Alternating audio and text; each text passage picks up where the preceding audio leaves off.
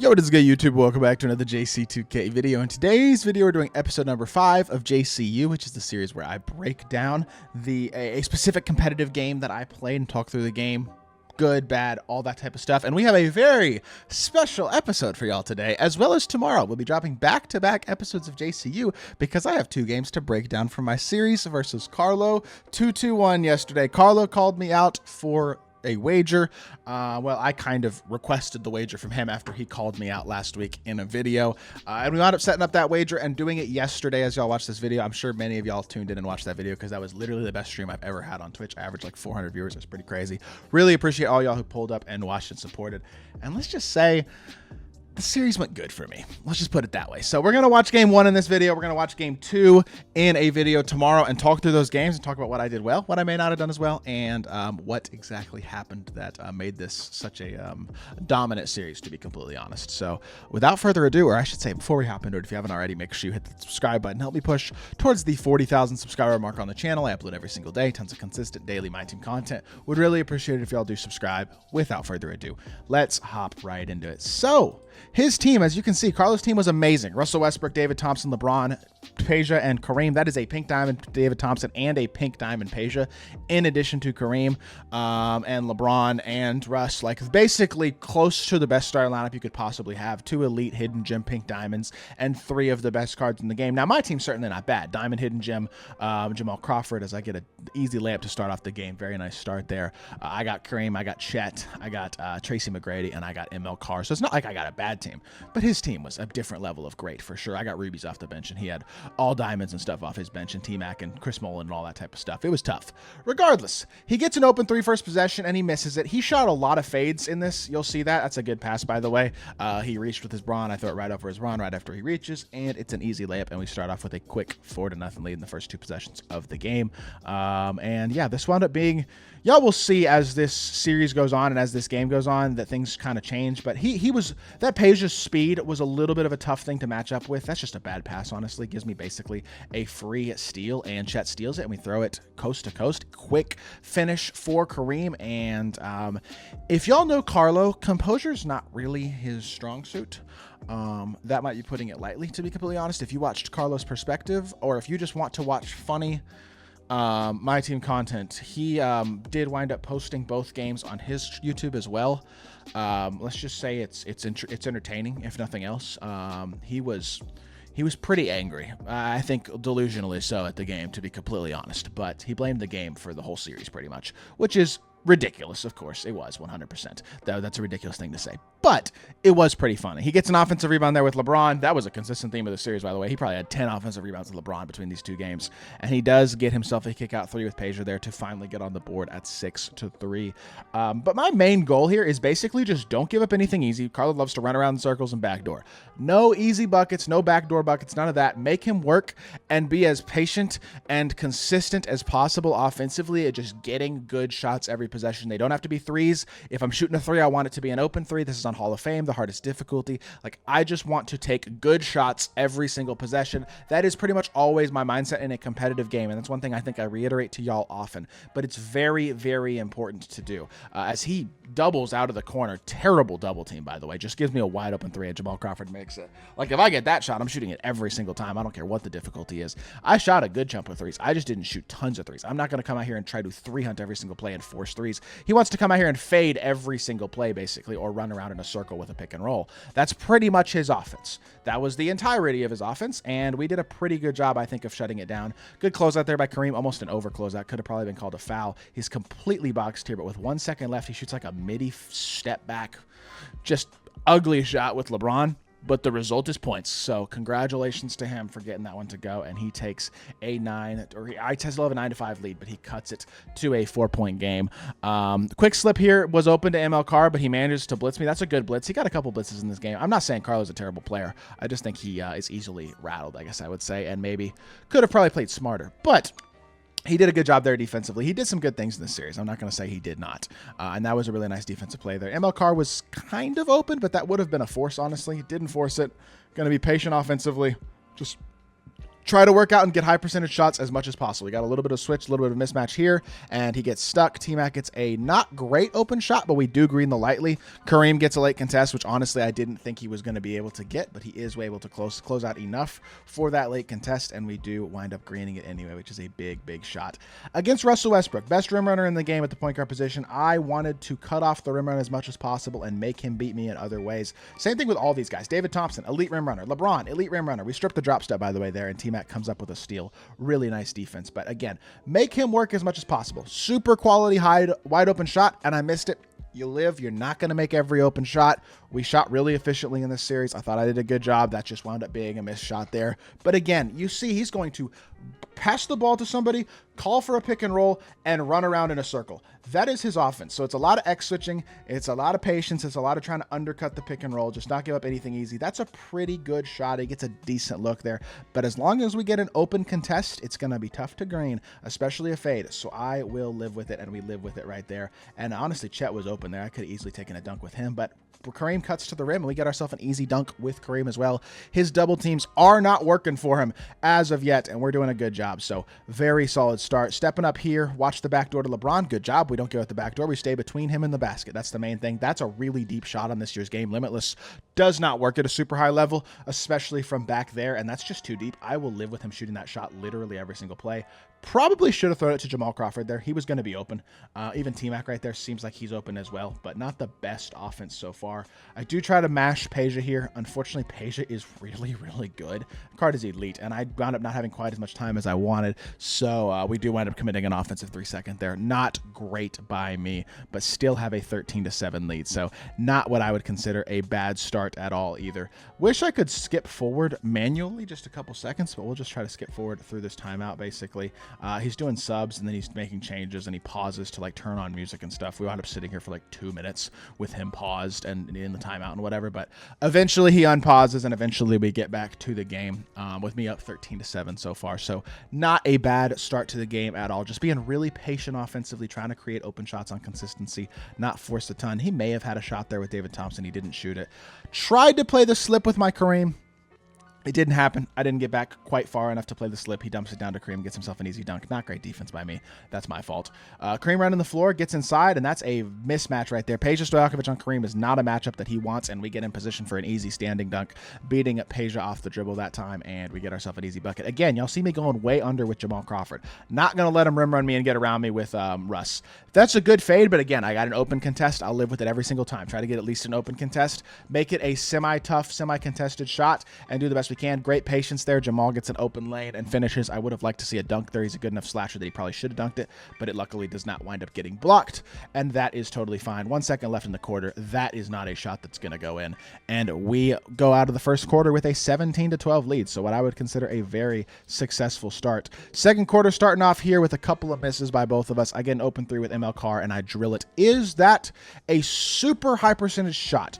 Not exactly, but we can watch back his play. I got a steal there. Right here, I have ML Carr kind of, but it's not really there. That's not a good shot. I'm trying to be patient again, trying to take good shots, and I would love to get a 3-ball off there. I get an opportunity for one, and I shoot. I got 11 seconds on the shot clock, right? So I'm running offense here. It's getting late in the shot clock, 8 seconds left. He's over swinging. He's over rotating, so I know this is going to get closed out on. David Thompson is coming, but if I get the shot up with a fast release and time it well, that is still an open shot. An open catch and shoot is an easier shot to green than an open fade. He was fiending for fades in this game, and you'll see I wasn't really. I'm okay with shooting a fade. I shot 1 or 2 in the second game for sure, but I'm just not out here trying to fiend for 3-point fades. They're not super high percentage, super easy shots. He bails out there, but we do a good job of switching it. Great job of recovering defensively. Really, really solid defense all the way around in this possession so far. Don't give up the rim run to Kareem. Stay between him and the basket. Wall it up. Great, great defense, honestly. And he gets an offensive board. But again, you got to live. Like, offensive boards are going to happen. That's really, really good defense still. Jamal Crawford on LeBron. Not the matchup that I would love to see, but he does a good job of staying in front again. And LeBron forces up a very, very bad contested mid-range. That's just a bad shot. Again, as long as I stay in front, I feel pretty confident in getting stops more often than not, and that is my main goal against Carlo, just to stay between him and the basket and not give him anything easy, because, again, he's just trying to run around in circles and backdoor for the most part off his pick and roll. So he does have LeBron on the slip there. I do a good job of rotating, and I think I did a really good job defensively here on this possession as well. My CPU T-Mac jumps, though, and it winds up giving up. Even there, great rotation there. I'm X-switching everything. I'm rotating really well from the hash to pick that up. He quick slips his Kareem, and I'm coming off the hash with with my Kareem, but I'm just one step late from being able to steal that pass. I actually think that was a really good defensive possession. I rotated really well, but it didn't wind up being what we wanted, and unfortunately, I missed wide open with ML Carr, but again, that's the type of shot that I'm trying to get. He double teams, he over doubles, he doesn't rotate far enough to get the steal with LeBron, and I get a wide open three. I don't make it, and unfortunately, he does get out in transition, get himself a three, which cuts it to a 5-point game. Not what I wanted there. But again, I'm okay with the process. Even if the result isn't perfect, you got to stick with the process because you're not going to green every shot. You're not going to make every shot, but you just want to take high percentage shots and get good looks on a consistent basis. And we're doing a great job of that. Hitting T-Mac in the mid-range, could have shot it, but I would rather a more high percentage shot than a slightly contested mid-range early in the shot clock. Quick slip. There you go. We get ourselves a quick slip and an easy dunk. That's the type of shot we're looking for. And it's a free dunk for T-Mac to put us back up by 7. And trying to cut off the rim run here a little bit. Good job. We managed to stay between him and the basket again. Watching this quick slip to Peja. Managed to recover well with Chet and stay in front of him. Good defense here. He's calling another pick and roll. Again, he's just running around, trying to look for a fade maybe. It's not there. Good defense, and we do get the board. Nice contest by Chet on that layup. Not an easy layup, and he does not finish it. Again, going to the post. I'm going to the post-up position so I can just reset my offense and try to space the floor and get things open. Passing it to Chet. Reset it out to ML Carr. Call my pick and roll so that I can get proper spacing. Hit Jamal Crawford. That's an open shot. Again, I'll live with that shot. Catch and shoot. Good open shots are what I'm looking for. I miss it again there, but I'm not mad about the process, even if the result isn't perfect, like I said earlier. He does get a mismatch there. I should have fouled. Honestly, this is what I should have done right there, as I should have fouled. Just with that type of a mismatch, that's a shot where I should have realistically fouled. Because when I see this mismatch in transition, I don't know why Jamal Crawford picked up Kareem and Kareem picked up Russell Westbrook, but I should have fouled instantly as soon as that matchup happened.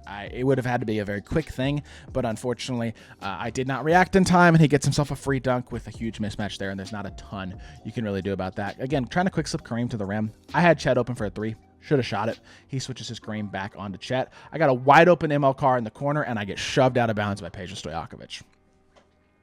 Can't stand that animation. But it is what it is. He gets a stop there as well. Again, I don't hate what has been going on in this game, even if the result hasn't been amazing.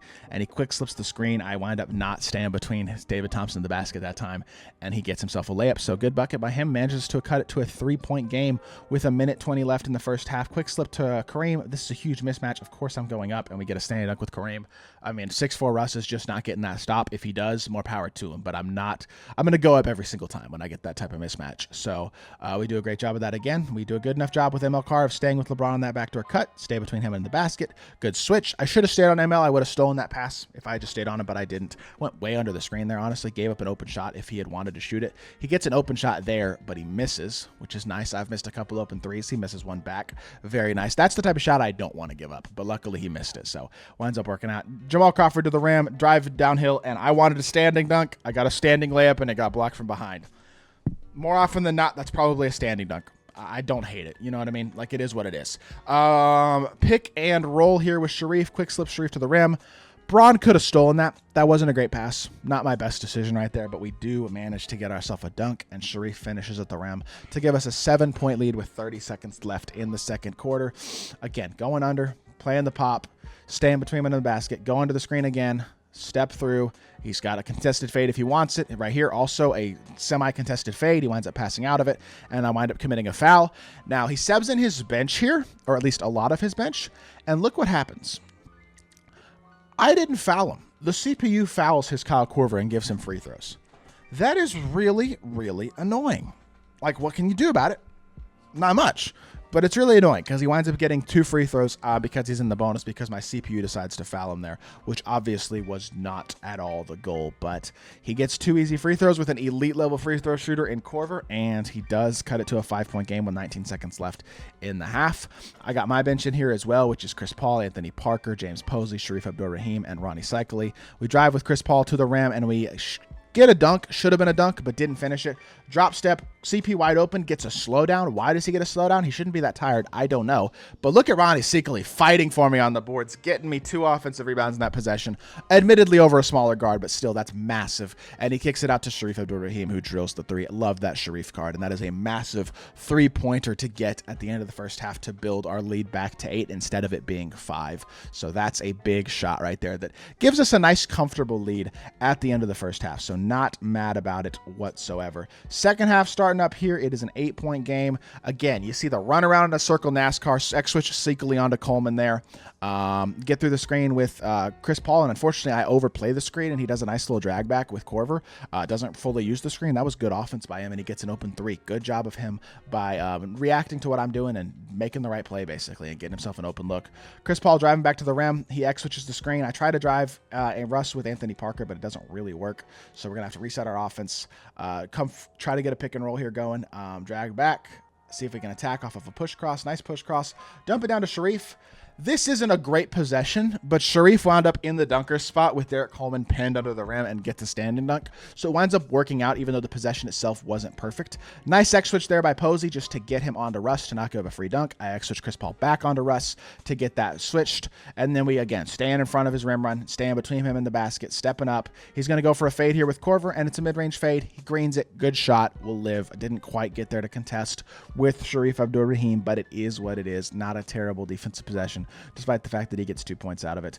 Pick and roll here again. CP driving the ball. That might have been a shot. We do have a little bit of a size mismatch here with Sharif on Russ, and that's going to create a little bit of a mismatch. Honestly, I probably had Posey open for a 3 if I wanted it. Getting to the inside here. Chris Paul kicks to the corner. Should have shot that. Honestly, with 2 seconds left in the shot clock, I should have shot that shot with Posey. It was going to be an open, and it would have been at least a greenable shot, even if it wasn't the highest percentage shot. But instead, I drive the ball, drive into nothing, and get nothing open that possession and wind up getting a shot clock violation. At that point late in the shot clock, I should have just taken the easiest shot. Good rotation there by Sharif. Didn't wind up with a steal, but that's still good rotation there to not give up a free slip to Kyle Korver, rotating behind the pick and roll because the slip was open. It's a nice job defensively by me. CPU Chris Paul reaches in and fouls. Whatever. Not much I can do about that. Again, just kind of going to have to live with that. And it doesn't really matter because it's not in the last 2 minutes anyway, so it's not really contributing much towards the bonus. Again, playing the quick slip with Sharif. I actually reached myself out of position there thinking he was going to throw the slip. He didn't. And then it's a blocking foul on Posey, which actually might have been a blessing in disguise because my Anthony Parker kind of got stuck guarding Kyle Korver, and he might have had an open shot, catch and shoot 3. And he resets the offense again. Looking for a backdoor to Chet Holmgren. Ronnie Cycle's there. Looking to run around the circle with Derek Coleman. Sharif Abdur-Rahim is there. He goes into the post. 4 seconds left. Nothing really open. I click on to Ronnie and jump, and we get a lightly contest. And it is a 5-point game. And he transition takes fouls. That was a bad foul. He did not need to do that. He reached in and fouled. That's a flustered foul more than anything else, and it is a 6-point game, plus we have the ball with 2.5 minutes left in the third quarter. This is the opportunity to extend the game, to really pull out to a big lead if we can get a couple of things strung together with the ball in our hands. Chris Paul driving it, reset it out to Sharif, not beautiful offense, and that's a bad turnover. That was bad. That was a bad possession by me. I did not execute that the way that I should have. I had an opportunity there, but luckily, Sharif gets a lightly contest, and Korver's not the greatest finisher, and Korver misses the layup, so we have the same opportunity again. Still that 6-point lead, still an opportunity to extend as the game is getting later, and he reaches in with Russ, but CP3's got Hoff unpluckable. He's not getting ripped, and he gets an easy, he draws the foul, which allows us, again, an opportunity here with a 6-point lead to try to start extending. And coming out of the timeout, this was a big mistake here. He did not execute his double teams well at all this game. Every time he doubled, I wound up getting a good look. He's doubled twice in the first quarter. I got good shots off of both of them. He doubles here as well. I take the first pass and I swing it to the corner, and it's a wide open 3. It's great ball movement, great recognition of where he's doubling from and what he's rotating to, and we get an easy wide open 3 out of it, and all of a sudden it's a 9-point game. Again, stay between him and the basket. Nothing easy. Make him work. Contest shots as much as we can. Nothing easy. That is the whole goal here. And he's got 9 seconds left in the shot clock. All of a sudden, he's down 9, doesn't have the ball, or has the ball, but he's getting a little flustered. Not a super easy shot. We get only an open contest, but we get enough of a contest that he misses it. Again, I will live with open contest mid-ranges. And then he gets the offensive rebound, but he's in the paint too long. And Derek Coleman winds up getting called for an offensive 3 seconds. And all of a sudden, it's a 9-point game, and I got the ball. And it's like, uh-oh. I think that's actually what I said here just a second as the game progressed, but you can tell it is all of a sudden this is an uh-oh situation. Downhill drive for CP. He rotates way too far out the corner with Kareem. Ronnie is open, and on that bailout pass, he didn't rotate from the hash to the corner. Gives up a wide open 3, and Ronnie confidently drills it. Only a 70 catch and shoot 3, but he's got shooting badges added, and he is a solid shooter. And then Ronnie, we click onto Ronnie and jump the slip as well, and all of a sudden, good pass, swinging it to Sharif, up to Chris Paul, 3 ball, and it's a 15-point game It was just 5, and now it's 15, and it's all of a sudden starting to get out of hand. Carlo is flustered. He's got nothing going, and we are just playing great. That could have easily been a steal with Anthony Parker as well. He didn't quite get the animation for it, but he gets an open shot with Korver and misses it. Not the shot I want to give up, but you can tell he's flustered. It's not easy to green on this game, and he is flustered and misses that one as well. And I'm just being patient. He gives up a driving lane, tries to go for the steal with Chris Mullen. We reject. He tried to blitz me to the right. I didn't go to the right. I rejected it, went to the left, reacted off of what he did quite well, and we get ourselves another free dunk. And all of a sudden, he's super flustered. Not an easy shot at all, fading with Korver. Yes, it's open, but it's deep. And again, he misses it because shooting is hard. It's not a high-quality shot. And now he's in a 2 with 1. He reaches with Kareem. The lob is easily open over his head, and it's a 20-point game. Just like that.